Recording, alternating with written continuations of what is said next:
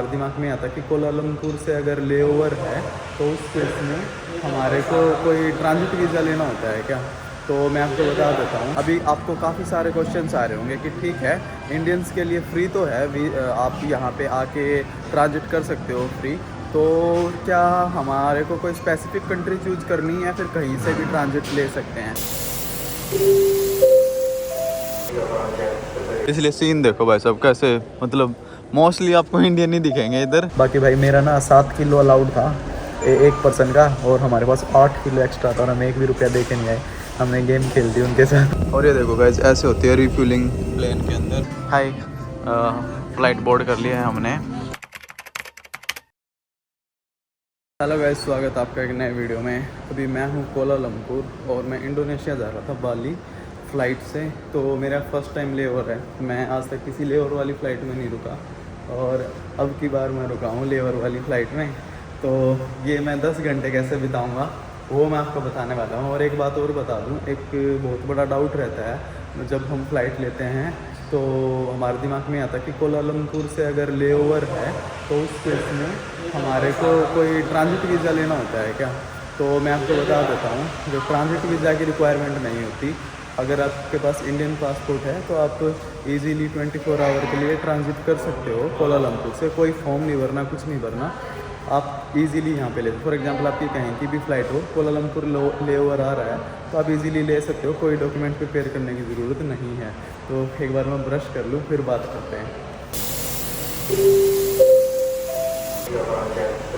और गाइज यहाँ पे एक शावर रूम भी है, मैं सोच रहा हूँ कि शावर भी ले लिया जाए। और गाइज ऐसे पानी की यहाँ पे बोटल्स भरने के लिए भी लगे हुए हैं। इसमें आपको सिंपली कोल्ड की इंटेंसिटी फिक्स करनी है कि कितना ठंडा चाहिए और अमाउंट। जैसे मेरे को 1 लीटर तो नहीं चाहिए, मैं डाल लेता हूँ 500 के, क्योंकि मेरी 800 ml की है।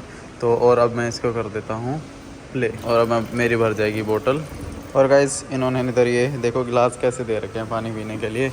आप ये भी ले सकते हो, मतलब ज़रूरी नहीं है कि आपके पास बोतल हो तभी आप इसको यूज़ करो, आप ऐसे भी यूज़ कर सकते हो। और गाइज़ अभी बात करते हैं डाउट्स की, क्वेश्चंस की। तो अभी आपको काफ़ी सारे क्वेश्चंस आ रहे होंगे कि ठीक है इंडियंस के लिए फ्री तो है, आप यहाँ पे आके ट्रांजिट कर सकते हो फ्री, तो क्या हमारे को कोई स्पेसिफिक कंट्री चूज़ करनी है या फिर कहीं से भी ट्रांजिट ले सकते हैं। तो मैं आपको क्लियर कर देता हूँ। अगर आप यहाँ पे आ रहे हो ना, तो नो मैटर आप कहाँ से आ रहे हो, लंदन, यूएस, न्यूयॉर्क, किधर से भी आ रहे हो, थाईलैंड, अफ्रीका, अमेरिका, किधर से भी आ रहे हो, आप इधर 24 घंटे के लिए फ्री ऑफ बगैर किसी कॉस्ट आप यहाँ पे ट्रांजिट ले सकते हो। और दूसरी चीज़, अभी तो वैसे जो मलेशिया है वो इंडियंस के लिए वैसे भी वीज़ा फ्री कंट्री है आई थिंक इस साल के लिए। और इस साल में तो आपको ज़रूरत है नहीं यहाँ का वीज़ा लेने की, जो कि काफ़ी सही है। और अगर और भी कोई डाउट है तो आप पूछ लेना, बाकी जो जो मेरे दिमाग में आता रहेगा मैं आपको बताता रहूँगा। और गाइज़ अभी मैं सो के उठा हूँ, मैं सो गया था, अभी मैं लगभग सो गया हूँगा 3 घंटे। और अभी बज गए हैं यहाँ पे लगभग 10:30 और मैं इधर आया था लगभग 7 बजे। तो देख लो मतलब 3 घंटे सो गया मैं। यहाँ पे आने के बाद मैंने ब्रश व्रश की थी, बस और ज़्यादा कुछ नहीं होता। और आपसे थोड़ी सी बात करी थी। एक मस्त बात बताता हूँ आपको, जब आप लेओवर में हो ना, आपका लंबा लेओवर हो तो शर्माना नहीं है, आपको सीधा सा रास्ता ढूंढना है और इस तरह का कोई बेंच ढूंढ लेना है और इसके ऊपर कब्जा कर लेना है और इसके ऊपर फैल के सो जाना है। नींद ना भी आए ना तभी भी फैल जाना, ताकि कोई दूसरा बंदा आगे उठाए ना, और ठाठ से सोना फिर। और कहीं जाओ तो उसके ऊपर अपनी जैकेट डाल जाओ या फिर बैग रख जाओ, ये ज़रूर करना। और इस तरीके से आप बढ़िया से एंजॉय कर सकते हो। अभी ये वाली जो सीटें होती हैं इन पे भी आप बैठ सकते हो, मैं पहले इन्हीं पे बैठा था, पर ये इतनी कंफर्टेबल नहीं है बैठने में, तो इतने अच्छे से नींद नहीं आ रही थी इन पे। और ये वाला फ्लैट था तो मैं सोचा चल इस पे सो जाता हूँ, तो मैंने नींद निकाल दी। चलो अब मेरे को ना 2-3 चीज़ें याद आ गई। हाँ, जैसे आप लेओवर की फ़्लाइट के लिए आते हो ना, फॉर एग्जांपल आप फ़्लाइट से उतरोगे, अभी कन्फ्यूज़न होगा ना थोड़ा सा कि जाना कहाँ है। तो उस केस में आपको सिंपली बोर्ड को देखते जाना है। आप रास्ते में देखोगे इंटरनेशनल ट्रांसफ़र, तो आपकी जो फ़्लाइट है वो इंटरनेशनल है, तो आपको सिंपली एक ही काम करना है, इंटरनेशनल ट्रांसफ़र वाले में घुस लेना है। इमिग्रेशन पे नहीं जाना है, इमिग्रेशन पे जाने की ज़रूरत नहीं है, क्योंकि वो उस केस में होता है जब आपको सिटी के अंदर एंटर करना हो, कोलालमपुर देश के अंदर एंटर करना हो।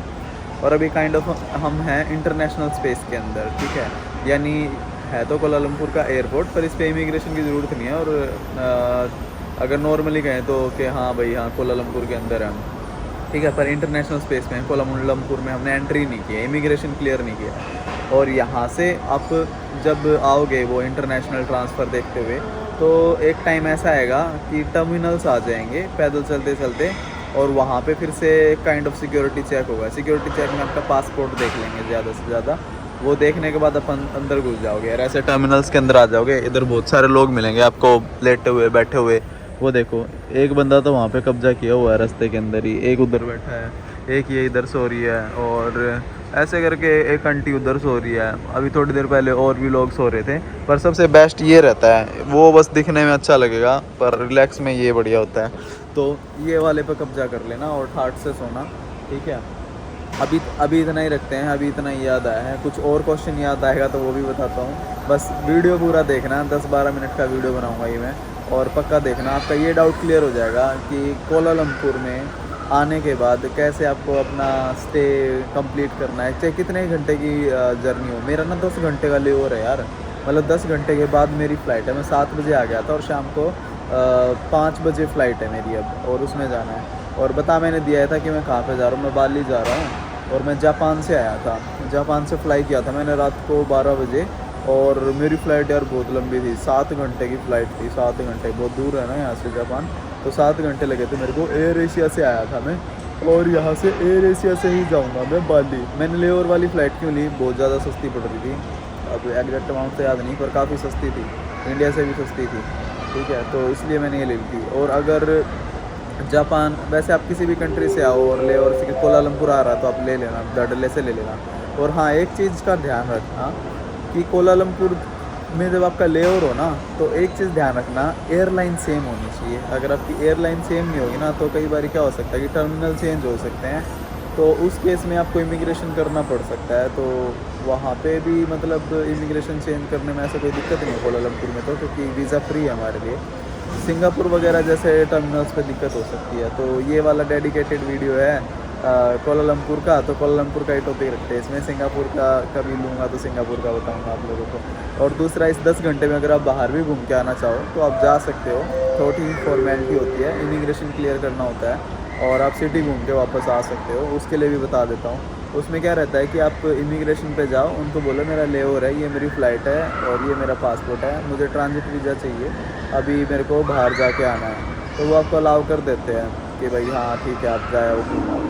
और उसमें बस आपकी नॉर्मल सी डिटेल ही मांगते हैं, वो आप फॉर्म फिल कर सकते हो, ठीक है। ऑनलाइन भी होता है, ऑफलाइन भी होता है। वो मुझे ऑनलाइन का कुछ लिंक वगैरह मिल गया तो मैं डाल दूँगा, अदरवाइज़ एग्जैक्ट मेरे पास अभी उसके बारे में इन्फॉर्मेशन नहीं है, मिल जाएगी तो मैं डिस्क्रिप्शन में लिख दूँगा, थोड़ा सा आप देख लेना, और आर्टिकल भी लिख दूँगा अगर पॉसिबल हुआ तो मेरे वेबसाइट पे, तो आप देख लेना। पर लेओवर का कंफर्म है कि फ्री है 24 घंटे के लिए, आप आ सकते हो कहीं से भी। और चलो अभी और एक्सप्लोर करते हैं, खाना वाना खाते हैं, भूख लगी है काफ़ी। बताता हूँ कितना खर्चा है यहाँ पे, कितना महंगा है। बाकी RMB मेरे पास है नहीं, डॉलर या फिर कार्ड यूज़ करना पड़ेगा। तो चलो देख लेते हैं, एक बार ढूंढ लेते हैं क्या खाना है पहले। और गाइस इधर काफ़ी सारे रेस्टोरेंट है ऊपर वाले फ्लोर पे, नीचे तो कुछ दिख नहीं रहा था।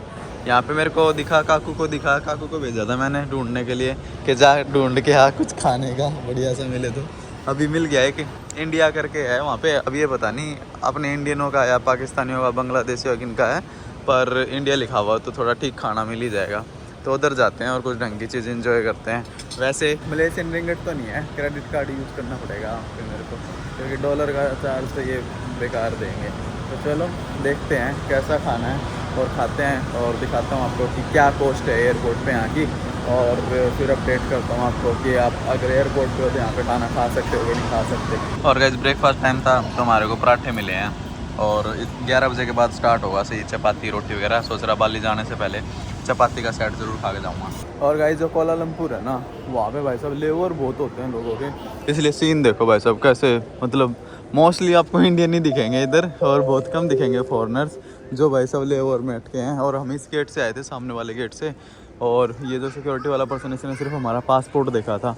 और अभी हम जा रहे हैं अपने गेट पे जहाँ से हमारी फ़्लाइट बोर्ड करेगी। चेक इन तो स्टार्ट नहीं हुआ पर गेट नंबर शो कर दिया, तो सोचा चलो पहले ही जाके बैठ जाते हैं उधर और आराम से फिर वेट करते हैं। और कोलालमपुर और मलेशिया और सिंगापुर, ये भाई साहब बहुत मेजर सिटी यहाँ है ना, जो जैसे ऑस्ट्रेलिया होगी इनके लिए, और मोस्टली टाइम यहाँ पे होते हैं। और इसी वजह से यहाँ पे लोग इतनी सारी भीड़ मचा के रखते हैं। गाइस मेरे को एक बात समझ में नहीं आती, एयरपोर्ट पे ड्यूटी फ्री में सबसे ज़्यादा लोग दारू ही क्यों खरीदते हैं? मतलब भाई इतनी महंगी महंगी दारू होती हैं, 40-40 लाख रुपए की भी दारू होती हैं। मतलब लोग पीते भी हैं, लेते भी हैं ड्यूटी फ्री के अंदर से। और भाई साहब ये देख लो, कॉस्मेटिक्स भी मिल जाएगी आपको, बहुत सारे बड़े बड़े ब्रांड, और खाने पीने की चीज़ों की तो जैसे भरमार ही होती है। और गाइस ये बोर्ड आ गए इंटरनेशनल डिपार्चर के। और गाइस एक बात बता देता हूँ आपको, जब भी आप ट्रांजिट कर रहे हो ना किसी भी कंट्री से, तो ट्रांजिट में पहली बात तो आपकी एयरलाइन सेम होनी चाहिए, जैसे मैंने बताया था। अगर एयरलाइन सेम नहीं है ना, तो भाई कोशिश करना कि आपका ना 7 kg बैग होना चाहिए जो आपकी पीठ पे रहे। अगर लगेज में आपने दे रखा होगा ना, उसमें या तो वो लेट होएगा या फिर वो मतलब प्रॉब्लम क्रिएट कर सकता है। और कई बार तो क्या होता है कि 3-3 4-4 दिन के बाद भी बैग मिलता है लेओवर वाली फ़्लाइट्स में। तो ये मेक श्योर करना कि अगर आप अपना सिर्फ चेक इन बैग साथ में रखो, तो ट्रांजिट कितनी भी हो फ़्लाइट कोई इशू नहीं होता, क्योंकि आपका बैग आपके पास रहेगा और आसानी से आप मतलब एक ही बारी में निकल जाओगे और आपका टाइम ख़राब नहीं होगा। तो एक ये चीज़ याद आई थी। और अभी मेरे ख्याल से 1 घंटे बाद 1.5 घंटे बाद हमारी बोर्डिंग स्टार्ट हो जाएगी, और देखता हूँ बोर्डिंग के टाइम पे कैसा एक्सपीरियंस रहता है, क्या कुछ प्रॉब्लम क्रिएट करते हैं या नहीं करते हैं। बाकी बोर्डिंग पास तो हमारे को वहीं से मिल गए थे, जापान से ही मिल गए थे, तो बोर्डिंग पास उन्होंने दे रखे हैं। बस गेट नंबर नहीं लिख रखा था, वो मतलब थोड़ा सा आपको अपना दिमाग लगाना पड़ेगा, इधर आके चेक करना पड़ेगा कि आपकी फ़्लाइट कितने बजे है, क्या नंबर है और किस गेट पे है, तो आ जाना। क्योंकि उनको पता नहीं होता है एडवांस में कि आगे प्लेटफॉर्म पे मतलब आगे एयरपोर्ट पे कौन से टर्मिनल पे कौन सी जगह पे आपकी फ़्लाइट होगी।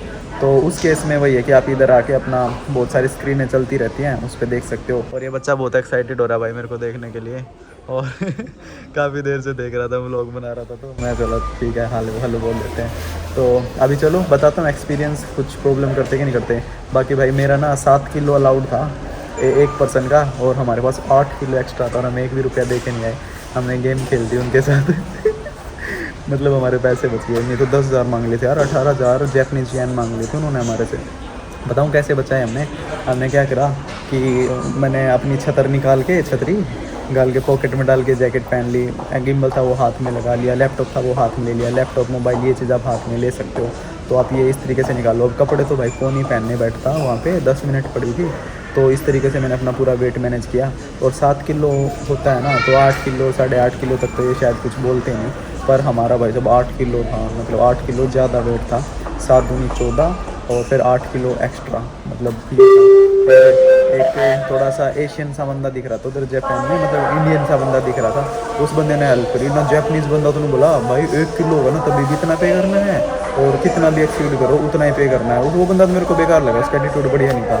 फिर एक दूसरी बंदी के पास गया, जापानीज़ बंदी थी वो भी, वो बोलती कि 1 किलो बढ़ाओ या 10 किलो कितना भी हो, आपको कितना 14,000 है। हाँ उसने 14,000 का बिल बनाया। फिर मेरे को डाउट हुआ, मैं सही में काट रहे हैं। फिर मैंने सोचा मैं चल ठीक है, मान गए तो ठीक है, नहीं तो पे कर दूंगा। फिर मैं तीसरे बंदे के पास गया ना, जब दोबारा भाई कान में बताने आए कि नहीं इसका वेट ज़्यादा है, उसको कान में बता गए। पर वो बंदा सही था, शायद उसने ना मतलब हेल्प करी हमारी, मतलब सामने से उसने बोला नहीं मैं आपको मदद कर रहा नहीं कर रहा हूँ, पर उसने ना निकाल दिया हमारे को, काफ़ी सही लगा। और ये चीज़ मैंने ना हमेशा फील करी है, जब इंडियन मिलते हैं ना अपने को, तो थोड़ी सी मेयर तो करते हैं भाई, होता है ना अपने देश का बंदा थोड़ी मेयर करते हैं। तो इन शॉर्ट हमारे 10,000 बच गए वहाँ पे। अभी देखते हैं, ये दूसरी फ़्लाइट है तो एयर एशिया ही, और इस वाली फ़्लाइट में हमारा गेट नंबर L18 है। इस फ्लाइट में देखते हैं कि ये प्रॉब्लम करेंगे या नहीं करेंगे, क्योंकि हमारा कितना 11 किलो वेट है। और गाइस ये देखो, मतलब ऐसे अंदर घुसने की कोशिश की जा रही है, और ये बूढ़े तो भाई सब बूढ़े तेरी आगे मॉडल लग रहे हैं, और यूनाइटेड स्टेट का पासपोर्ट ले रही है चाची, फिर भी इतना एग्रेशन दिखा रही है। मतलब हम पहले आए थे, मतलब तगड़ा ही सॉन्ग है। और गाइस फाइनली हमारी बोर्डिंग हो गई है बाली के लिए, कोई खास दिक्कत नहीं आई। तो अभी हम कोलालमपुर थे, यहाँ पे हमने काफ़ी समय बिताया, और यहाँ से आई थिंक हमारे को बस में बैठा के लेके जाएंगे। और भाई बूढ़े से कितने के हों, सारे बेकार हों हैं, ये बूढ़े चेचड़ आदमी थे, उड़े बढ़ते आना प्रॉब्लम लागेगा, तो आई थिंक यहाँ से बस में बैठा के लेके जाएंगे। और गाइस फाइनली हम बोर्ड कर रहे हैं फ्लाइट को, तो हमारा जो ट्रांजिट है वो सक्सेसफुल रहा। आप 24 घंटे में ट्रांजिट कर सकते हो, ले और कर सकते हो 24 घंटे तक, कहीं से भी अगर आप आ रहे हो तो आप इजीली यहाँ पे आ सकते हो। और देखो यार क्या ही मंजर हो रखा भाई साहब, इतने तगड़े बादल तो मैंने ज़िंदगी में कभी भी नहीं देखे भाई, इतने नीचे बहुत ही ज़बरदस्त लग रहे हैं। तो बाली में क्या सीन होगा पता नहीं क्या होगा भाई साहब ये देखो बाहर से कैसा व्यू है। और अभी हम जा रहे हैं अंदर। और ये देखो गाइस ऐसे होती है रिफ्यूलिंग प्लेन के अंदर। वो जो लग रहा है ना उधर, वो प्लेन के अंदर रिफ्यूल कर रहे हैं और इसके अंदर यहाँ से ही फील करते हैं सीधा। और गाइस इससे ऑपरेट करते हैं जो पूरा ये कैबिन सा होता है ना, जो फ्लाइट के अंदर बोर्ड करवाने के लिए लगाया जाता है। ये वाला सिस्टम ये यहाँ से ऑपरेट होता है। इसको ऐसे ऐसे घुमा के ऐसे एडजस्ट कर सकते हैं। और मलेशियन फ़्लाइट है ये मलेशियन नहीं, मतलब मलेशिया से ऑपरेट करती है फ़्लाइट। एयर एशिया की फ़्लाइट है। बाकी अंदर चलते हैं। बैग तुम्हारे काफ़ी हैवी हैं, इन्होंने तो कुछ चेक किया नहीं। एक बार फिर से गाइस फ़्लाइट बोर्ड कर ली है हमने। हाई फ़्लाइट बोर्ड कर ली है हमने बाली के लिए। अब हम फ्लाई करेंगे फिर से इंडोनेशिया। और ये मेरा सेकंड टाइम होगा इंडोनेशिया के अंदर कि मैं दोबारा से जा रहा हूँ इंडोनेशिया। 25 विंडो इस पे लिख रखा होगा ए, आई थिंक विंडो ही होगी। तो गाइज हम फाइनली पहुंच गए हैं बाली। और इस इंटरनेशनल ट्रैवल वाला जो ट्रांजिट वाला था, ये मलेशिया वाला, इस वीडियो को करते हैं यहीं पे एंड। और होप आपको समझ आ गया होगा कि आप आ सकते हो ट्रांजिट लेके। मैं भी सक्सेसफुली आ गया, कोई प्रॉब्लम नहीं हुई किसी भी तरह की। बैगेज वाली प्रॉब्लम अपनी देख लेना, मैनेज हो जाएगा, वो तो कोई दिक्कत नहीं है। बाकी आप मलेशिया से कोलालमपुर से ट्रांजिट ले सकते हो किसी भी कंट्री का, बहुत आसान है, कोई प्रॉब्लम नहीं होगी, कोई क्वेश्चन नहीं होगा। बस आपकी एयरलाइंस वगैरह से देख लेना कोई डिफरेंट एयरलाइन ना हो, या फिर उसके अंदर कोई लाइक टाइम वगैरह का कोई पंगा ना हो। कम से कम मिनिमम 2 घंटे का कम से कम टाइम होना चाहिए आपके पास बोर्ड करने के लिए, और मैक्सिमम तो कितना भी हो चल जाएगा। तो गाइस इस वीडियो में इतना ही रखते हैं, मिलते हैं नेक्स्ट व्लॉग में। Till then bye bye.